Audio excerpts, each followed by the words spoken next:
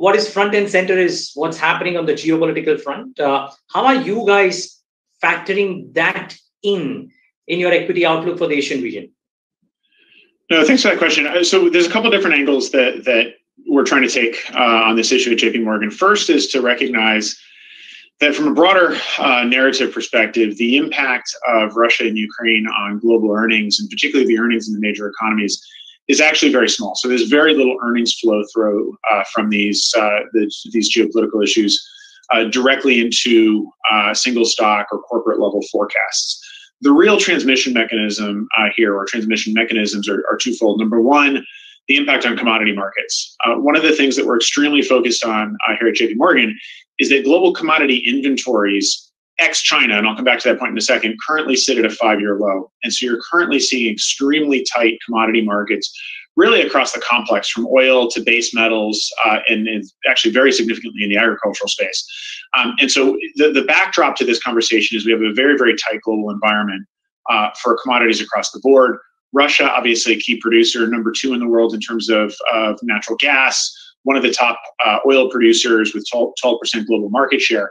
And so the primary transmission mechanism that we're looking at, other than risk-free rates, which I'll come back to in a second, is really the oil and energy markets. Oil at the moment, we actually, because of the tightness of supply, and we can go into what's going on in exploration and production, the impact of the green energy conversation into the tightness that we're currently seeing into global energy markets. But because of tight supply in the face of rising demand, we actually have a fair price for oil sitting somewhere between 85 to 94 US dollars a barrel. Oil's currently at 91. And so our base case argument here is not, if this situation recedes to the background, that we're going to get a significant downward move in oil. That's not our base case at all. We actually see upside to 94. And if the current situation continues to expand, then we see upside very easily to $120 a barrel. That has differential impacts on different markets. Obviously, India is a key importer of oil, takes that as a negative from a current account perspective, and generally you see a negative correlation between oil prices and the overall Indian equity market, differential impacts in different markets in Asia. But that forms the backdrop to the conversation. Just very quickly, the secondary transmission mechanism is obviously risk-free rates and just the pricing of risk into global equity markets. Because of the lack of impact on earnings, we actually see that as a relatively weak transmission mechanism. So it's really all eyes on commodities with a primary focus on energy.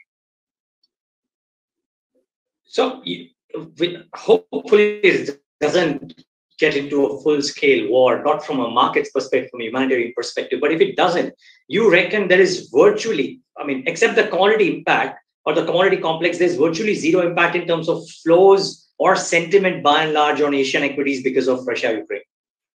That's correct. And again, we run a piece of analysis that looks at total inventories across the commodity complex by commodity.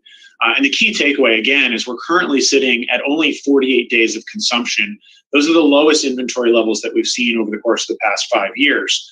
For the energy complex in particular, it's this interesting dialectic going on of a green energy conversation forcing the energy majors to cut exploration and production investments that brings incremental supply offline and creates this scarcity or this tightness that we're seeing from a supply perspective. And as the global economy reopens, you're seeing this resurgence in demand.